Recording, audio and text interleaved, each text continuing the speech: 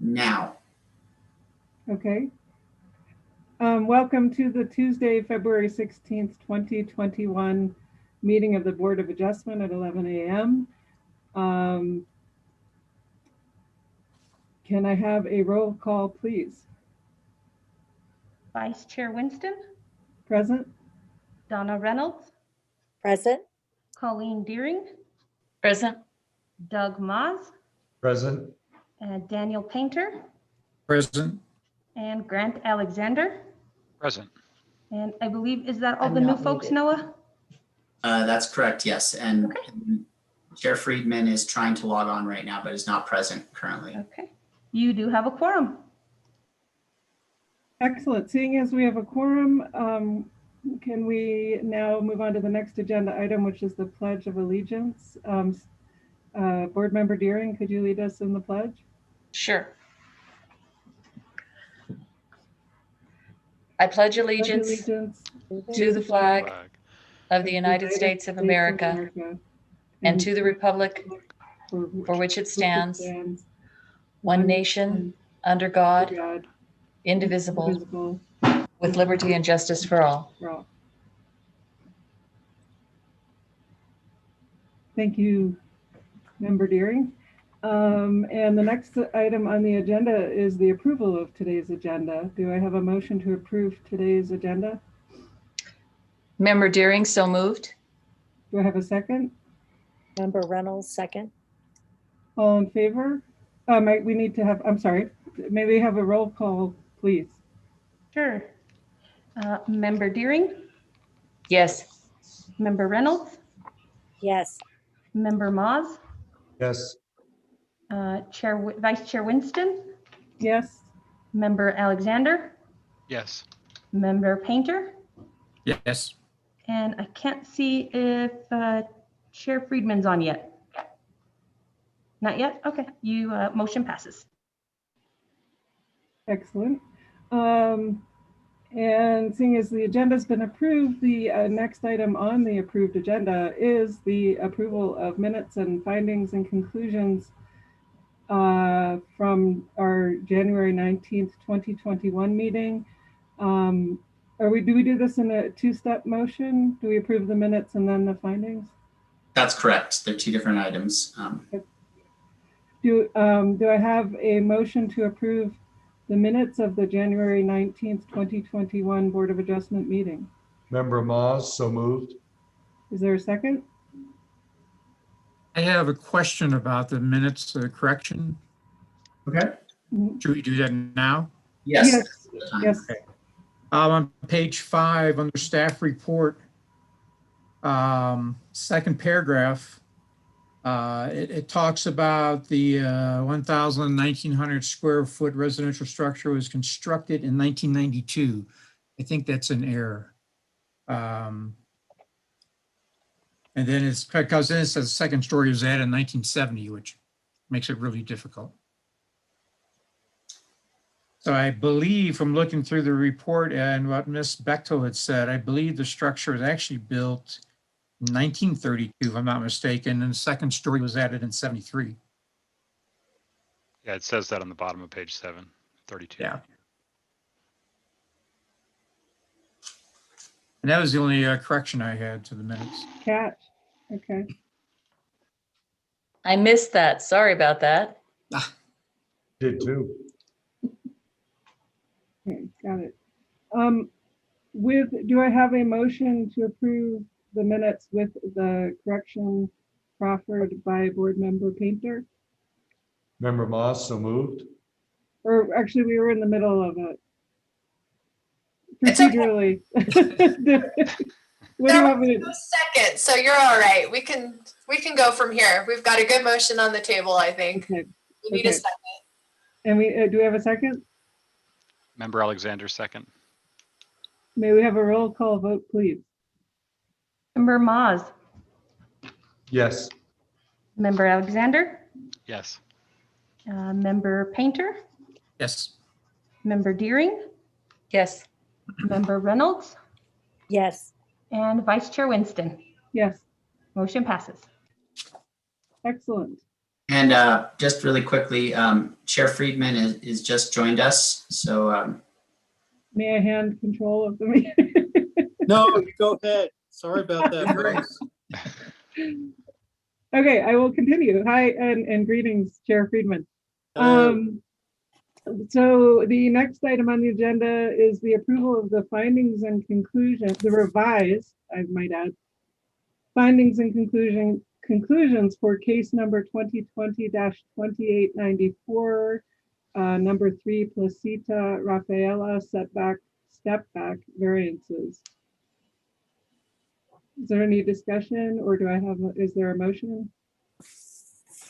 I would make a motion to approve the finding of fact and conclusion of law as presented to us. Excellent. And do I have a second? I'll second. May Normally we have- get a chance to do that. That's true. You know. May we have a roll call vote, please? Member Painter, Yes. Chair Friedman, Yes. Member Alexander, Yes. Member Moz, Yes. Member Deering, Yes. Member Reynolds, Yes. and Vice Chair Winston. Yes. Motion passes. Excellent. On to the next item of business, old business. Do we have any old business? no old business. Seeing as how we have no old business, the next item is new business. Do we have any new business? Chair, committee members, Vice Chair, no new business other than I just wanted to mention to Linda, our stenographer, that Secretary Colleen Deering is our secretary now. So in case I wasn't clear for the minutes, just to reference that. Thank you. Okay. And then is there any other new business I should ask? No new business. What's that? No new business. Thank No you. new business. Okay, no additional new business. The final item on the agenda is staff communications, and it does appear that there are some. So I'll let you take it away. Thanks, Acting Chair Winston. One of my duties working for the City Attorney's Office is that I am supposed to provide ethics and open government training to our boards and commissions. So we're a little overdue. And so I put together a PowerPoint and I'll try to do it. I think I can do it in 20 minutes or less. I don't want to keep us into the lunch hour here, but I appreciate your patience and attention with this thing. And let's see if I can do this as a PowerPoint. Let's see. Is that showing up so everyone can see it? Yes. Yes. Excellent. So this is 2021, which should probably be an annual training, I believe. I'm going to do a quick overview of a couple of our open government statutes here in New Mexico that apply to the city and to the board's work, including the Open Meetings Act and the Inspection of Public Records Act. Touch briefly on a couple of provisions of the City of Santa Fe Code of Ethics that do apply to this group. And then just a very quick touch on a couple of quasi-judicial procedures and some of the city rules and Robert's Rules of Order that we follow for these meetings. So starting with our sunshine laws, and this is not what we have today. It should be a big snowstorm, but Open Meetings Act and Inspection of Public Records Act. We'll start with the public policy for both is pretty much the same. Both statutes provide almost identical language and say that these laws are intended to provide people with the greatest possible information about government affairs and the official acts of officials and employees. And so you are appointed government officials when you act in your role as board members. And I like this quote: a representative government is dependent upon an informed electorate. And so that's why we do this. Starting with the Open Meetings Act.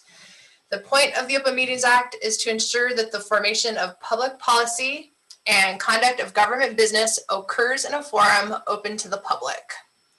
And so that's why we are on YouTube today. That's why our meetings are available on Zoom. And that's why usually we are in City Hall for this. So the basic rule for the Open Meetings Act is that anytime there's a meeting of a quorum of you, so more than half, and it's held to formulate public policy, discuss public business, or take action by vote. So pretty broad. Anytime you're really talking about city business, must be open. And the requirement in the Open Meetings Act is that any person be allowed to attend and listen. I've added a little note here about public comment. As you know, we do allow public comment on all of our quasi-judicial cases. That's because our code encourages it, and it's because we always announce that it will be allowed. And once we say it's going to be allowed, then we do have to make sure and provide that to folks. So we do allow public comment. It's not required by state law. A quorum, as I mentioned, that's a majority of members. So you are a board of 7, so we need 4 to conduct business. And anytime 4 of you are talking about city business, it needs to be in an open meeting.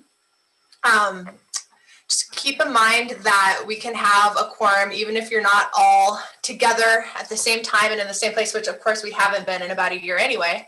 But you know, this would include several text message conversations. So if Member Deering and Member Winston are texting about something and somebody loops in Chair Friedman and Mr. Moss, and suddenly all 4 of you are discussing something in 3 different text message conversations, you've kind of created what we call a rolling quorum. So just being very careful, you know, to keep the discussion of public business. You know, it's all right if you talk to maybe one other person, but once that person talks to somebody and they talk to somebody else, you start quickly getting into a quorum problem, which is why we strongly encourage that all discussions of city business and policy do happen in our open meetings, which is why we always have matters from the board and opportunities to do that. The Open Meetings Act does require notice and agenda, so we have to provide reasonable notice of the date, time, and location of our meetings, which we usually do on the city website and on our agendas. The state law requires 72 hours in general, but we have a lot of other notice requirements. Noah earlier mentioned the 15 days, and those other sort of longer deadlines come, some of them from state law and also from our code in terms of longer notice periods for quasi-judicial cases. The Open Meetings Act also requires minutes, and Linda does fantastic detailed minutes. We don't necessarily need minutes at that level for everything, but at a minimum, we always need the date, time, and place of our meeting, who was here, who was not here, the substance of the proposals considered, a record of the decisions that were made, and how each member voted. So minutes are always required. There are some exceptions for when we can have closed meetings. And I think for our purposes, this would probably just be maybe a portion of a meeting. And this is something that we almost never do, but just so you know, it is allowed. So I think the only real relevant exception for the land use boards would be a deliberations in adjudicatory proceeding. So you could allow, you know, staff to give a staff report and the applicant to give their report, and then ask some questions, and then go into a closed session to discuss how you'd like to come out on something. Typically, this is, in my view, discouraged because we do a good job, I think, debating these things on the record. But the statute does allow us to have an executive session, and there's a process for doing that. You would have to say, you know, pursuant to this exception in the Open Meetings Act, we're going to go and we're going to just deliberate on this case in closed session, and you could do that and return to the open meeting and say, all right, we're coming back, and our discussion was limited to what we said we were going to talk about, and then we would do the final vote on the record in the open session. So, you know, we're not really set up for this so much on Zoom, but I think we could do this. You know, if we needed to, we could do a separate meeting. And the minutes need to reflect the matters that were discussed in closed session, and that they were limited to what we said we were going to talk about, which in I think our case would always have to be the deliberations only. The Open Meetings Act does allow us to reconvene meetings. So maybe we, you know, we're at City Hall or we're on Zoom. Let's use Zoom. We're on Zoom and there's a thunderstorm and there's like a power outage, and Gary Friedman is still able to be on YouTube, and he could say, you know, we're going to recess and reconvene to tomorrow or to 10 o'clock tonight. So if it's, less than 72 hours, we are allowed to recess and reconvene until the power comes back on or until tomorrow afternoon or something like that. The city would need to immediately post the notice for when we're reconvening. Like if our applicant, I don't know, there's situations where maybe you would want to recess for less than would be required to fully notice a new meeting date. So that is allowed. The Open Meetings Act was written before the pandemic, and it doesn't really contemplate what we're doing now on Zoom, but it does allow some level of remote participation. I think it really contemplates most of us sitting at City Hall and one of us calling in.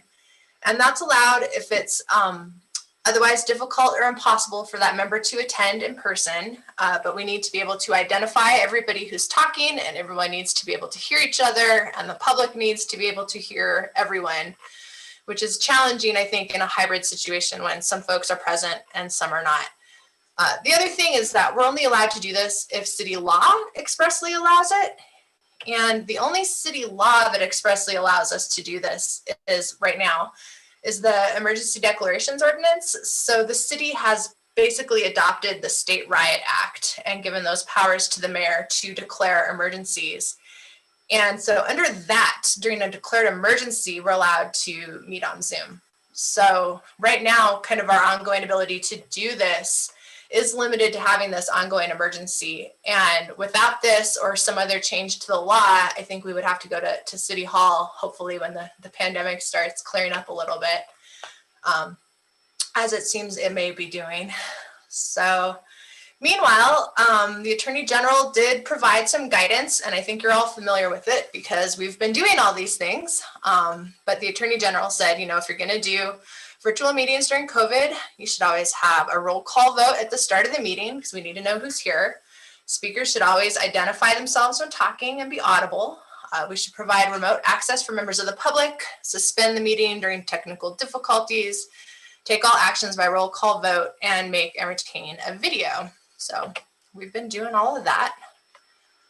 And I just thought this was a good, Zoom meetings are just modern seances. This is pretty much how our meetings go. Let's see, there's some enforcement and penalty provisions under state law. The courts have said substantial compliance is good enough. So luckily, you have to be 100% perfect all the time, although we'll try.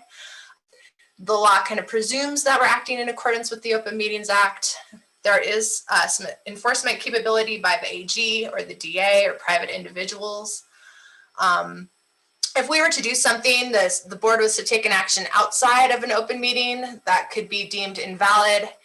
And if somebody actually violated the act in a criminal way, that could be potentially prosecuted as a misdemeanor. Of course, you would need like a criminal intent. I don't know how often that comes up, but moving on to the Inspection of Public Records Act. This creates a procedure and enforcement mechanism to ensure that people can gain access to public records. And the statute says that providing persons with this information is an essential function of a representative government and an integral part of the routine duties of public officers and employees. And it is a very time-consuming integral part, unfortunately, for a lot of us, but the law does require it. So pretty much anything is a public record that the city takes in, documents, papers, recordings, doesn't matter if it's digital, electronic, what kind of format. If we use it, create it, receive it, maintain it, hold on to it, and it relates to public business at all, then that will be a public record. Again, this statute has quite a few exceptions. For the most part, I think these are things that aren't going to apply to land use boards, but an attorney-client privileged communication would potentially be an exception. So if you email me and you say, hi, I might have a conflict of interest in this case, can you give me some legal advice about whether I should recuse? That kind of email would get screened out as an exception. So just a reminder, this includes emails, text messages, and including, if one of you is, say, texting Noah during the meeting and you say, oh, this applicant's a crazy person, and then said applicant decides to do a request for public records, I mean, that potentially is something, you know, I would want all emails between NOAA and the board on this meeting date, like that would be covered under the law. So we do have to have a records custodian. Our main person is Cindy Whiting. She's been with the city for a long time. She handles more IPA requests than we get more than Albuquerque, which is kind of crazy. So she's a very busy lady. She does all of that for the most part for us. There's a procedure. It's best if they're in writing and provide the person's name, address, phone number, identifies the records. And then we have some pretty tight deadlines. Within 3 days, we need to tell the requester when records will be available. And within 15 days, we need to provide everything or tell the requester that your request is excessively burdensome and broad, and we're going to need more time, and we're going to start sending you, you know, we'll spend half an hour every week compiling records and sending you a batch, but it's probably going to be a while. So your role is pretty much, if somebody asks you, you know, you've been identified as a possible source of records, just communicate. It would probably come through NOAA, possibly me, or maybe our records custodian. You just provide everything as quickly as possible, communicate the time that you'll need to do so.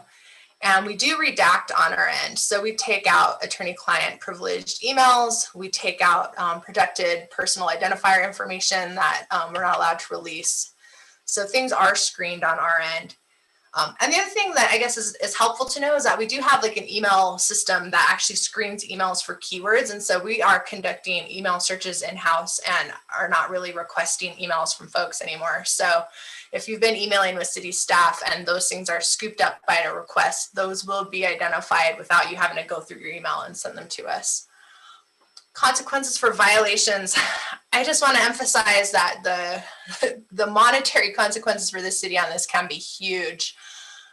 If we're late on providing records, we can pay $100 a day in statutory damages, or if we deny a request that we should have granted, folks can recover actual damages, the cost of litigating, attorney's fees, and this could be really significant in some cases. Got a couple of those highlighted on this last slide. Just a few final takeaways. You don't have to create a public record. Just provide things that we already have. You're not required to maybe scan things in if you can just allow people to inspect them in paper. If they're making copies, we can charge for those. Attorney's fees have recently been awarded by New Mexico courts of up to $400 an hour. So folks can hire an attorney, take us to court, get all those fees paid. And the little town of Jal, New Mexico recently paid $400,000 to settle a lawsuit related to the alleged withholding of public documents, which was 1/10 of their annual budget. So these can just be very consequential, which is why we try to get it right. Okay, Code of Ethics. So this is Santa Fe's ordinance. It does apply to public officials acting in a quasi-judicial capacity, such as yourselves, in certain contexts. So the policy, again, is just to provide good government to the people. Kind of go a little faster through some of these, but you're not supposed to decide a case when you have a conflict of interest. That's probably the most important thing. And in the case of our Code of Ethics, conflict of interest is a defined term. It's a very specific defined term, and it's really about money. So if there is a case that will result in a specific and identifiable prospect of pecuniary gain or loss, that's when you should have a red flag. Is there any way that me, someone close to me, my organization, my customers are going to make money off of this case or lose money based on whether a case is approved or denied? That's when you should have a big red flag. So there's a lot of details. It's defined in there. I'm always happy to talk through something with you. Some of these is if it's a family member, which is broader than a household member, those are defined terms as well. So the big takeaway though, if you serve on a civic organization or a nonprofit board, and they could potentially gain or lose money, anyone you're related to. So just definitely have that filter in place. Also, public officials are not allowed to accept improper gifts. So this is anyone who could potentially gain or lose money as a result of one of your cases, they shouldn't be giving you anything. That's really the takeaway here. So if it's your friend, the architect, Gayla Bechtold, and she's getting paid to expand the second story of a residential structure, and she wants to take you on a trip on her yacht, that could potentially be problematic. So keep that in mind. But if she just wants to take you out for a burrito, we'll allow that. So there are some exceptions. Occasional meals, non-pecuniary gifts with low value, an award for your beautiful public service, normal business deals that you're going to do, you know, if you're taking out a loan or you're providing services or goods to people in our community. Of course, you can do all of those things and under normal, reasonable terms.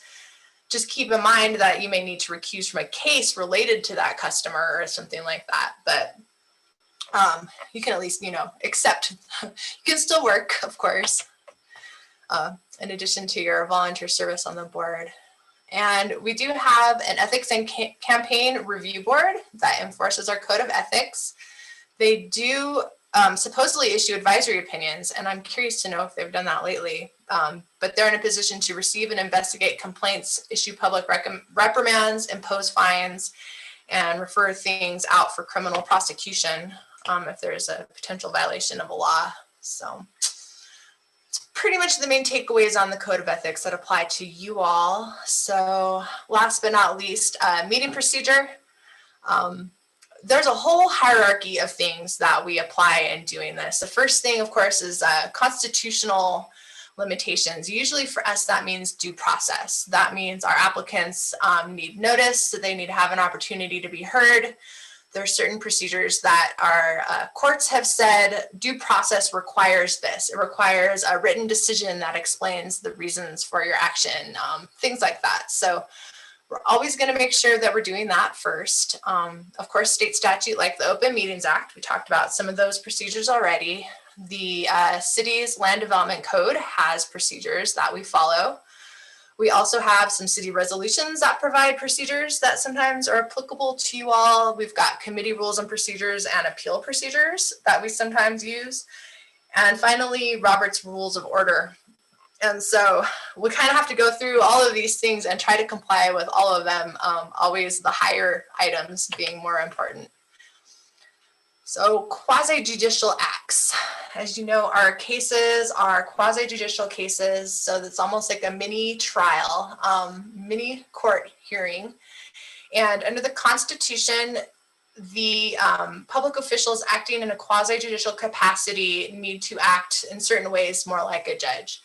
And mostly that goes back to the decision makers can't have conflicts of interest, can't be acting from a place of bias or prejudice, prejudgment, other conduct creating the actuality or appearance of impropriety. So even if it looks bad or unethical to like an average reasonable person, that's another situation where you should probably recuse.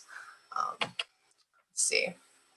Our code specifically precludes you from going out and doing factual investigation. And I think this is similar to like in a criminal trial, the judge can't like go to the crime scene and gather evidence and look at the, you know, footprints and the bloody handprints and the collect hairs. I mean, you need to wait and allow those kinds of information to be brought through the parties to the trial, to the courtroom. And so these are very much similar situations. So you're not supposed to inspect the site of a subject property. And if you are, we can do a publicly noticed, in a non-pandemic world, a publicly noticed site visits are allowed under our code. I don't think this board has ever done that. Our historic board did and hopes to again, I think in the near future.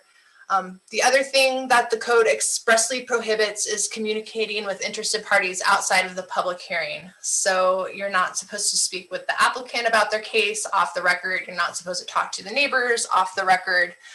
All that should be coming in at the public hearing under oath with a chance for everyone to hear the information and ask questions. A few exceptions, you can communicate with land use staff about the case. You can, as I mentioned, go on site visits. You can ask me for legal advice. So those are the kind of things that you can do.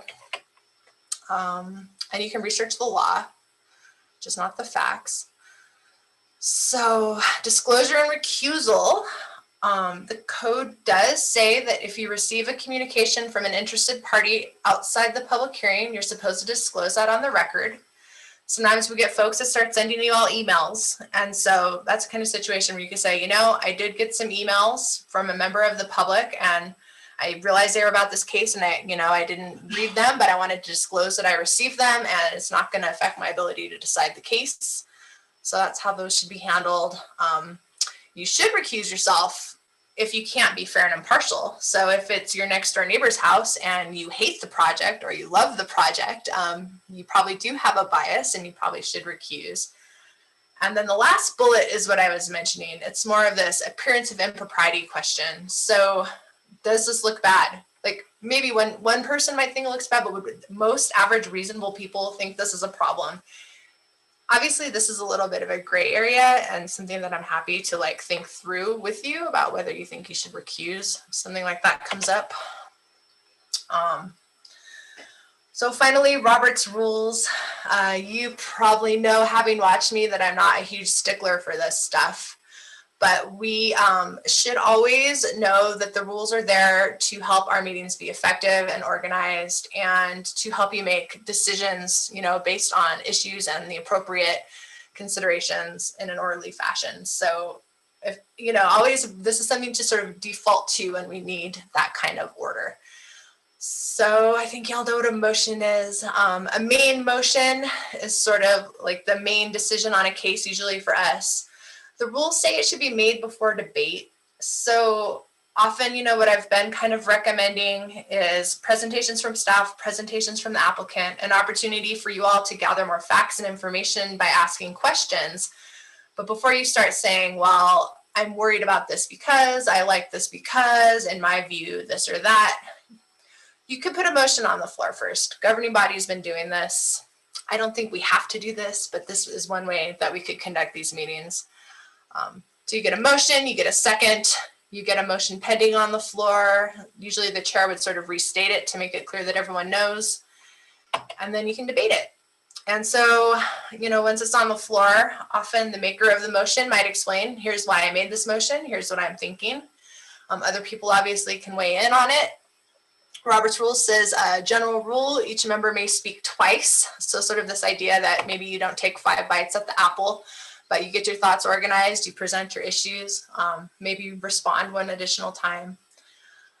So again, just sort of the whole point is to make these meetings flow well, to ensure that we're professional and respectful and sticking to the germane topics and, not being mean to one another. I've never seen this anyone on this board be mean to each other, but that is kind of, again, the default for these rules is to make sure that we're able to have these kinds of organized meetings. So the formalities help with that, respecting the person with the floor, directing questions and comments through the chair, some of the kind of things we can sort of fall back on. Robert's rules sort of speaks in terms of main motions and secondary motions. Again, I don't, if it's working, we don't have to be overly technical about this, but the rules allow amendments to motions. So you can add words, you can strike words.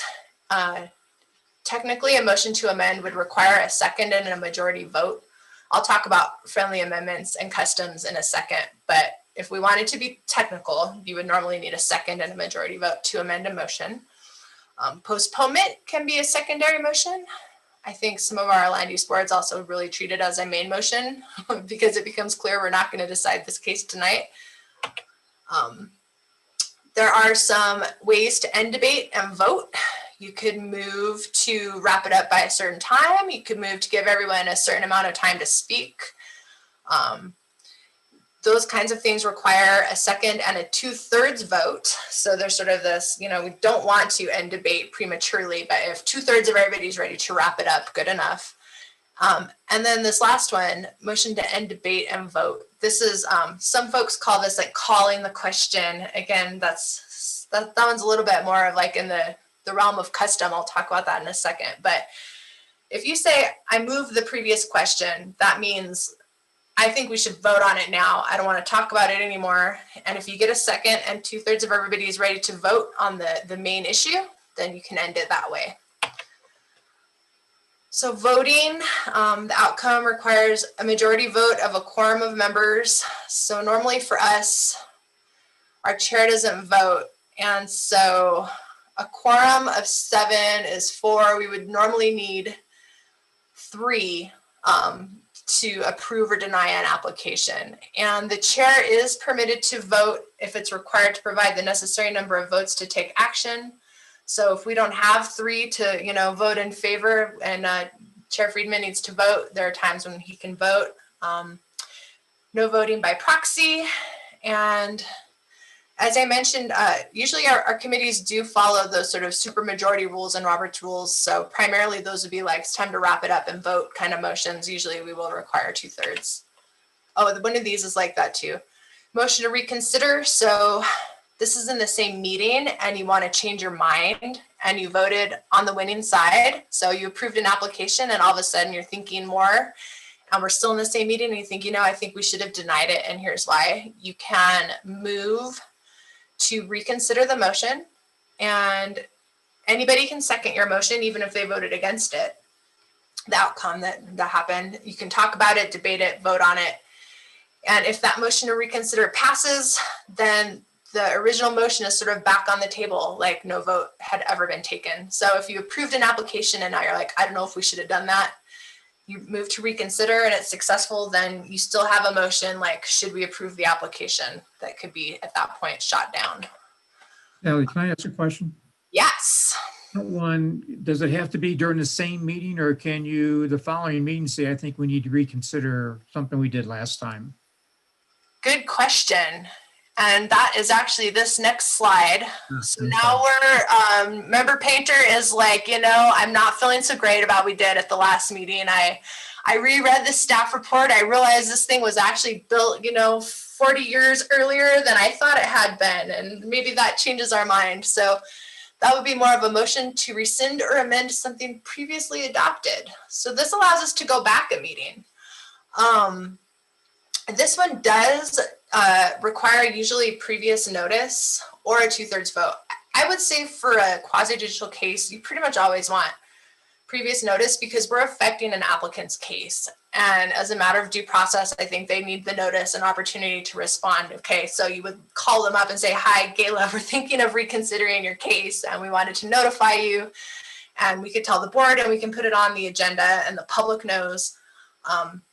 And in that case, any member can move to rescind or amend something previously adopted. It does still require a second. It can be debated. And if you gave previous notice that you were going to move to reconsider at that next meeting, then you can undo something. There's a little bit of an issue with our land use cases because sometimes it becomes too late, obviously. Was there a question? I'm sorry. Yes. Yes. This is Rachel Winston. So from a practical standpoint, would board members be notifying the applicant directly or would we notify the city and the city would notify the applicant? So I think there's 2 options, right? If we're actually at the next open meeting and you want to say, I would like to notify the board that at the next meeting, I'll be moving to reconsider. And therefore, I recommend that we do not adopt these findings and that we take this up at the next meeting. You could do it at a meeting that pushes you like 2 meetings out. You could contact staff and ask to put it on an agenda. I don't recommend ever reaching out directly to an applicant. So if you're, probably you're going to, and something like this, you're going to be calling me or you're going to be calling Noah. You're going to say, I want to do this. When are we meeting again? How can we get this done? Do we have time to put it on the agenda? And we'll help you do that. It doesn't come up very often. I've only seen this happen once, luckily. So point of order. This is. So Sally, can I make one point? Yes. So luckily that's never happened in all the years I've been on the Board of Adjustment. Yeah. But I'm assuming you would have, to, besides having it at another open meeting, you would have to have notification. And it would have to be on the published agenda, right? Ideally, yeah, I think, yeah. So if you're trying to do it on the next published agenda, you would try to contact us ahead of time and see if you have time to do that. Or if you're doing it at a meeting and you want to bring it up, then yeah, it would probably be the next published agenda. We could have a special meeting or put it on the next regular meeting. I agree, that's the best practice. I've only done this once, and it was with a historic board case, and we had, they meet every 2 weeks very regularly. And at the second meeting, when they would have adopted findings, somebody said, I'd like to notify the board that I don't think we should adopt findings for this case, and I would like to reconsider it. So I'm notifying you that at the next meeting, I'm going to move to rescind and reconsider our vote on that case. And so that was kind of a 2-meeting process, and it worked out pretty smoothly, but it did definitely delay the case quite a bit. But it was a big kind of important issue. And I think ultimately things ended up cleaner as a result. So point of order is when you can interrupt basically any time to say, hey, we're not following the rules. That's something that any member can do anytime. So, I mean, especially if you're ever concerned that, somebody's not being heard or we're not following rules and you think we should follow rules, you can make a point of order, and the chair should immediately recognize the person doing so. And then the chair gets to rule on it. You can find the point of order well taken or not well taken and say why. And of course, you can ask staff, you can ask Sally, do you have your book on Robert's Rules of Order? Can you check that for us? Noah, what do you think? You can always ask us to, but the chair should rule on it. And if any member of the board wants to appeal the chair's decision, you can actually move to appeal it, second it, debate it, overturn the chair. So that's a tool that if things start going off the rails, feel free to call a point of order. Finally, custom. As I mentioned, when a group really gets into a rhythm and everybody's being heard and everything's running smoothly, we're creating a clean record. We know what we're deciding. Everything is fair. I'm not somebody who says, let's do formality for formality's sake. Like, if your process is working, everybody feels heard, I think that's fine. So things like friendly amendments, I think, is something we do a lot on some of our boards. It's like, I agree, but I'd like to make a friendly amendment that we, require that the fence be painted green. Okay, they would never have green, but you can do something like that. And if everybody says, is there any objection to this? Are we good with that? We can go ahead and vote on it. Don't necessarily need a secondary motion to amend the main motion with a second and a vote if it's pointless, in my view. Calling the question is another thing that I think is often a custom that's followed. This came up recently at Planning Commission, and I have been on boards before where if somebody says, I call the question, and the chair is basically like, all right, let's vote on the motion that's on the floor. But technically in the rules, as I mentioned, if you want to end debate, that would normally require a second and a 2/3 vote to stop the debate and vote on the main motion. But so, if somebody calls the question and the chair's like, all right, let's vote. And you're like, wait, I don't think we should do this. Call point of order and say, if we're going to go ahead and call the question, we need to make sure we're all on the same page and that we're ready to really do that. So, that's sort of an example of when that might come up. If a custom does in fact violate the rules and somebody points it out and wants us to follow the rules, you all have a right to do that. So if you want to be enforcing a rule because you think it's important at any time, that's what we should do. But if everything's uncontroversial, everything's working, there's no objections, generally, I think that's good enough. That's my opinion. So that's a quick overview. I don't know, Noah, were you timing me? Was I under 20? That's 25, maybe 25, 26. Okay. Quick overview of all that stuff. I hope it's helpful. I don't mind sharing those slides with you if that would be helpful. I'm also happy to discuss any of this in more detail at any time, but those are the kinds of things that you can come to me with. So I do have one quick question. Sure. So I'm just generally curious in terms of the quasi judicial thing, like whether we represent something. And so, for instance, if we were to go to a public meeting and volunteer our opinion about something, are we doing so as a representative of the Board of Adjusters, or can we do so as a private individual? So this is a really, really good question. And I think my guidance would be that if it's potentially something you might ever have to be called upon to weigh in on, it's probably best not to comment on it. Okay, so if it's like a variance to build something above the allowable height and it's getting approved by the historic board, but it's also going to come to you, well, then you shouldn't go comment before the H board, even as a private citizen. It starts to look like you have prejudged an issue, or that you have kind of a bias towards a certain opinion. Like when they get those new U.S. Supreme Court nominees and they grill them with questions, right? And they like avoid answering all the questions. It's actually because they're really not allowed to answer questions about like, well, what would you do if we tried to repeal Roe versus Wade? It's like you can't really say that and then still decide the case. So some of those judge rules are like you actually have to follow some of those. So, but if it's something that's not what you do on the Board of Adjustment, and it's something else that's coming before the city, and obviously you're a community member and you have an opinion and you want to weigh in on it, I would definitely say, speak on your own behalf or on behalf of your organization or your job or, whatever non-city interest identity is.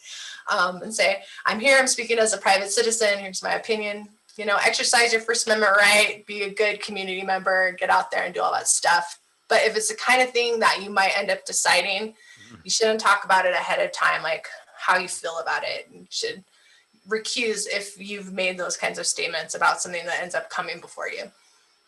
Cool. And so do you have to disclose that you're a Board of Adjustment member? No. There's no rule that requires you to disclose that. Okay. Yeah. But if you're worried about it, you could always say, I'm here speaking on behalf of myself and my organization, the Green Builders of Southside of Santa Fe, or, whatever. So. Yep. Cool. And Sally, did you address media inquiries? I did not. You want to briefly go over kind of what, if the media reaches out to you about something, or if they want to do an interview with you about a decision you made? Sure. I'm pretty sure one of our rules says that the chair can speak on behalf of the board. So potentially something like that happened, we could ask, Chair Friedman could speak to somebody on behalf of the board. Something like that, you probably want to stick to the facts. We do have a new public information officer, Dave Herndon? Dave Herndon, yeah. Dave Herndon. And so, I would recommend, again, coordinating with staff, maybe coordinating with our PIO. But you absolutely can, take those kinds of interviews, with caution, obviously, because at that point you really are speaking on behalf of the city and the board. Yeah, Colleen's like, no, I would never do that. And I've seen boards decline. I have seen the historic board decline. I've seen them reach out to the mayor and city manager, like we're getting requests to do an interview with Al Jazeera about this mural. Should we talk about it? And they're like, we don't really recommend that you do, but you can if you want to. And they're like, no, we don't really want to talk about it. And so then they didn't. So, you can decline as well. You can provide education. If you think it's helpful to educate the public and provide that information and you're comfortable doing it and you want to coordinate with staff and our PIO, that's fine too. Wasn't really prepared to answer that question, Noah. What do you think about my answer? I think it was good. I think that there's, you before a decision is before you and after a decision is before you, are two different things, right? So if you haven't made a decision yet and you're asked to make a media inquiry, probably I would say probably not take it. But after you make a decision, you can probably take a media inquiry, run it.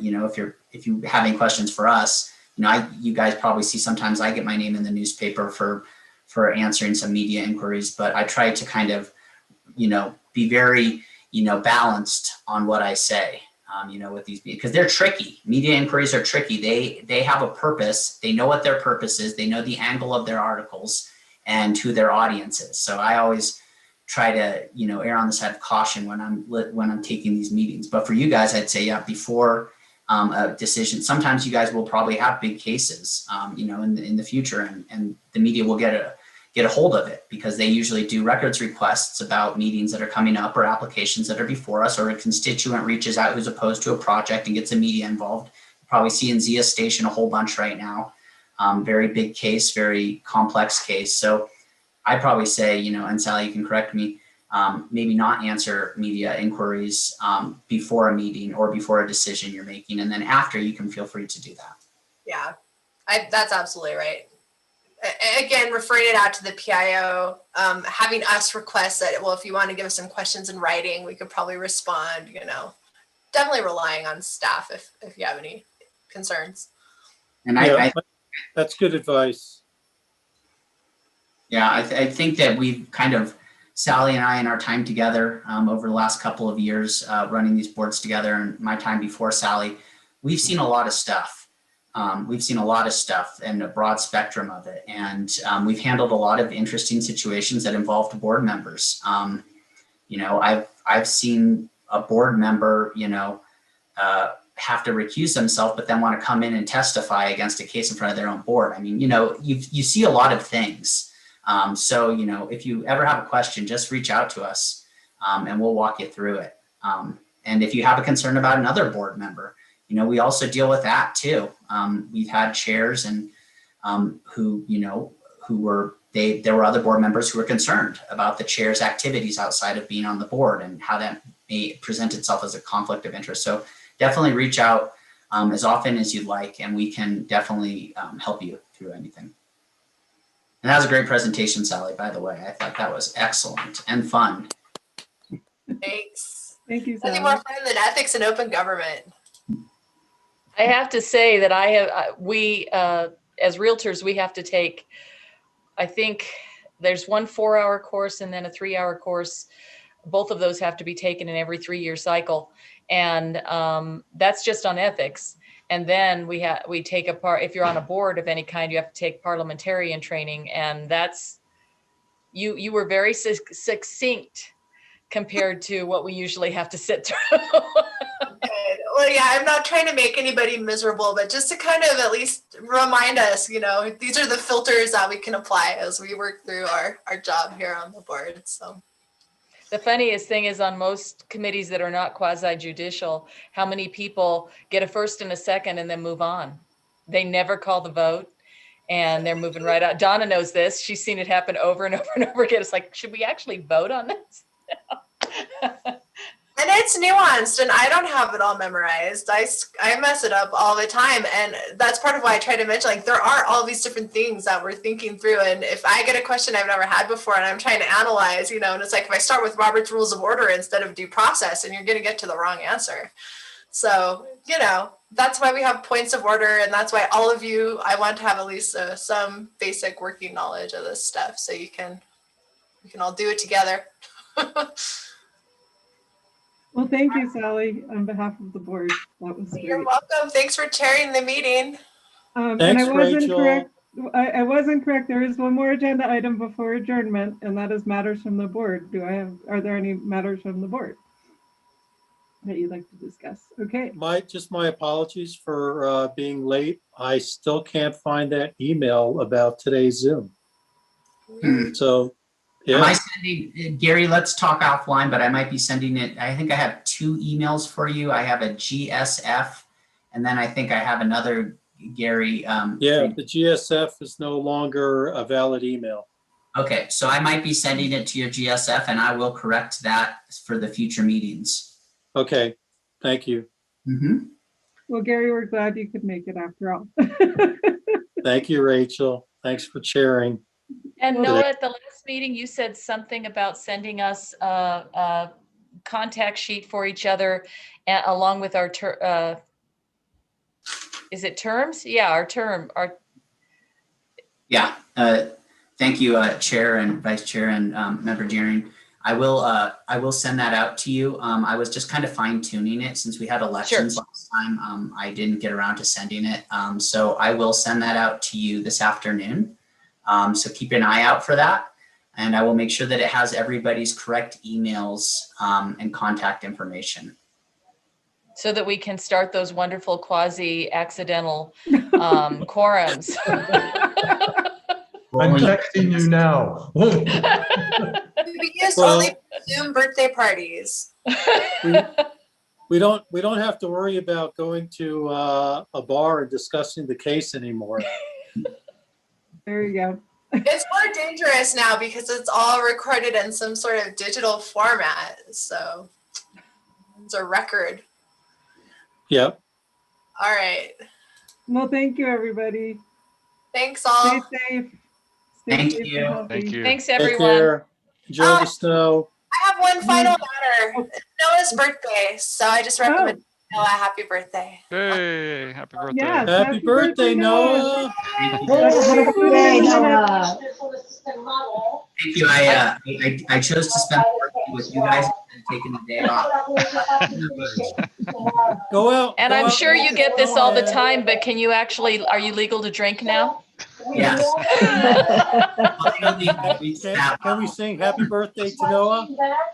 I moved. that Oh, we let's sing- not inflict that Happy on his poor birthday ears. to you. Happy Happy birthday to you. Happy birthday, birthday, dear dear Noah. He's so Happy excited. birthday to you. Excellent. Thank you guys. Okay. Well, I hope you have a good one. All Take right. care.